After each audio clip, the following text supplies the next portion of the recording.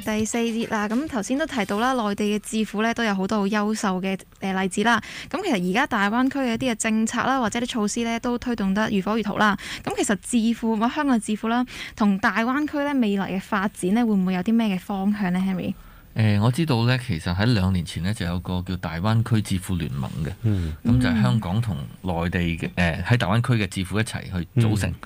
咁但係應該係2019年成立嘅，咁但係之後有呢個反修例嘅事件啦，亦都有即係而家個疫情啦，所以就未係話好大嘅推動。咁但係事實上呢，我認識嘅好多即係學者咧，智庫其實佢哋都係好活躍，因為大灣區其實個研究係跨越咗內地9個市同香港2個特區。咁我都經常同上邊即係大灣區嘅智庫都好多聯絡，譬如想了解下香港年青人點樣睇大灣區啊，或者啲專業人士點樣睇啊。咁有時我哋都會有一啲嘅項目嘅合作嘅。咁呢個就會睇下即係大家嘅需要去做咯。因為譬如喺內地嚟講，其實佢哋有好多嘅研究題目，佢哋嘅課題係俾好多智庫學者做。我諗嗰個量啦，同埋嗰個深度廣度咧，都多過香港嘅。咁亦都係反映香港其實嗰個智庫即係得到政府嘅支援，其實唔算太多。即係我哋講內地，即係譬如話商業研究最蓬勃就係北上廣深一定係啊，即係北京、上海、廣州、深圳4大城市，基本上你揾啲研究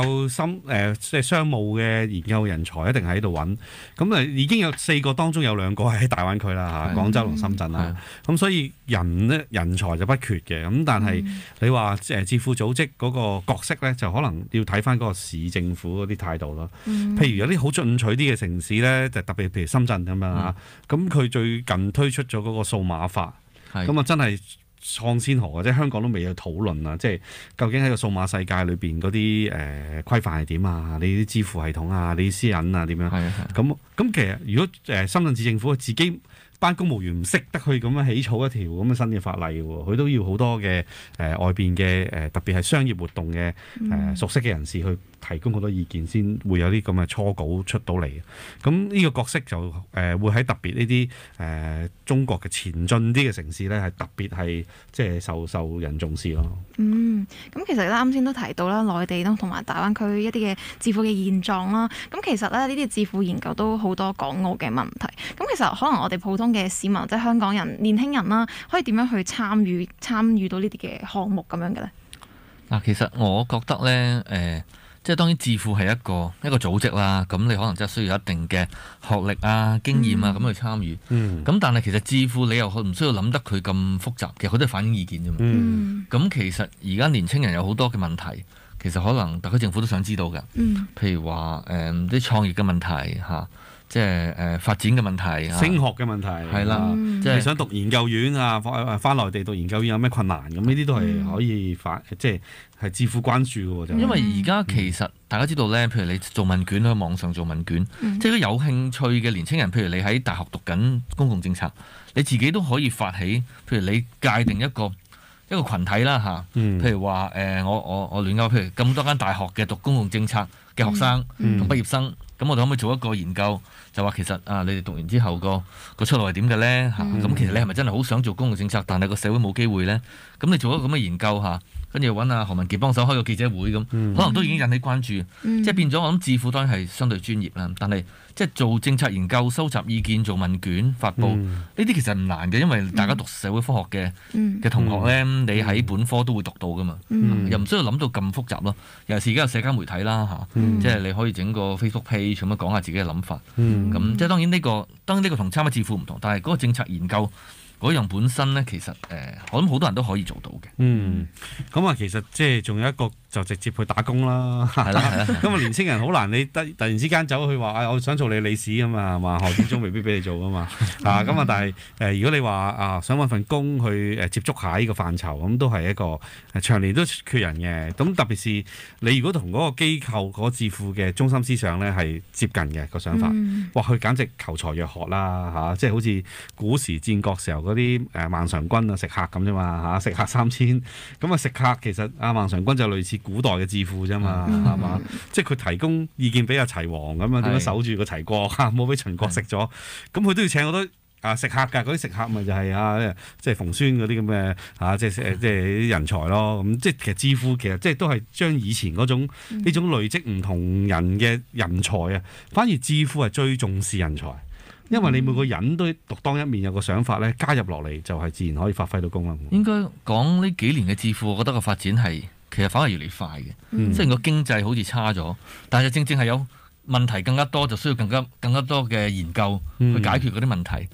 咁我諗睇到唔同界別，包括即係特區政府，其實佢哋都有抌一啲資源去揾啲致富幫手。咁其實商界個興趣都越嚟越大嘅。尤其是我睇到最近即係似乎我哋嚟緊新嘅制度啦，包括選舉制度，似乎對於個政治人才嗰個要求都比較高。所以我最近都發現有啲唔同嘅地區團體啊，咩同鄉社團啊，都好似即係佢哋未必去組織個致富，但係都對一啲即係政策問題都有興趣嚇，或者都會揾我哋幫手去同佢哋去交流下咁。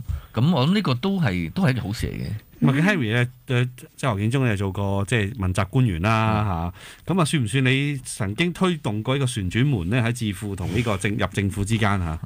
旋轉門就頭先 Milly 都話你其實咩嚟㗎？係啦，咁我哋得翻3分幾鐘啊，嘗試講下啦。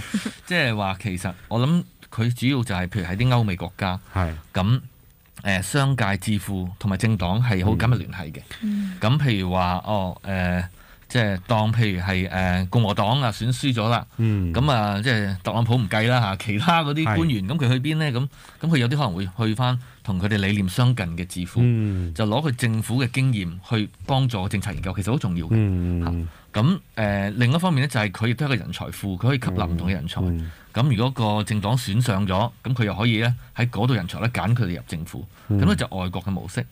咁喺香港嘅模式咧就未完全建立到嘅。當然我哋都睇到好多嘅朋友啦嚇，包括即係小弟都係做政策研究，跟住入去做政助，咁而家做翻政策研究。咁但係香港應該講就未係話好完整咯。我唔知阿文傑你點睇？咁旋轉門即係阿 Milly 太年輕冇睇過70年代嘅版本嘅超人啊嘛嗰個超人就係喺個玻璃門嗰度咧，以前嗰啲大廈咧就係有個玻璃門喺度轉嘅。咁阿超人就走入去轉兩下就換咗件衫㗎啦，西裝變係啦。咁叫旋轉門啊！而家拆得七七八八㗎，去尖東可能有好少部分有。咁旋轉門就真係俾你四通八達，你可以周圍走咯。咁真係做到旋轉門效果，其實致富都係一個參與政治範疇嘅一個契機嚟嘅，我覺得。因為即係除咗你可以轉入政府啦，你可以做公務員啦，其實如果大家即係比較深入認知咧，大部分嘅大企業咧，自己都有研究部嘅。當然即係銀行啊、投資銀行啊呢啲唔使講啦，一定係有啲最 top 嘅研究部，係講緊佢哋要前端地去睇個社會嘅脈搏㗎嘛，前瞻性係啊，同埋佢哋研究問題，梗係唔會公開俾人睇。佢哋唔係致富啊嘛，佢研究完我自己，梗係我發現一個問題，我梗係自己早着先機，我嚟製造商機做產品啦，我就唔會去話推動話俾公眾聽點。咁但係呢啲都係要一個有一啲類似嘅知識嘅經驗嘅人才去加入咯。咁過去咧真係其實比較多啲大行咧就會請海外翻嚟海歸嘅畢業生，咁亦都有請啲公務員出嚟嘅公務員系統出嚟嘅。咁其實致富呢一個 CV 咧，其實都係有助於去日後加入呢啲咁嘅即係商業機構嘅研究部咯。其實我諗可以總結一句咧，即係致富有幾個共重要功能，一個就係要對話，唔同界別對話；一個就係橋梁嚇，大家即係集思廣益，同埋要前瞻性咯。所以前瞻其實你講嗰樣都幾重要。咁其實咧致富你嘅一個成功嘅指標咧，會唔會話即係總結一句咁啊講埋佢咧？一個成功嘅指標，咪有何建忠繼續做理事長咯，係咪？我諗係有影響力啦。嗰個影響力可能未必一定係具體政策，但係得到社會嘅認可，我諗都好重要嘅。好。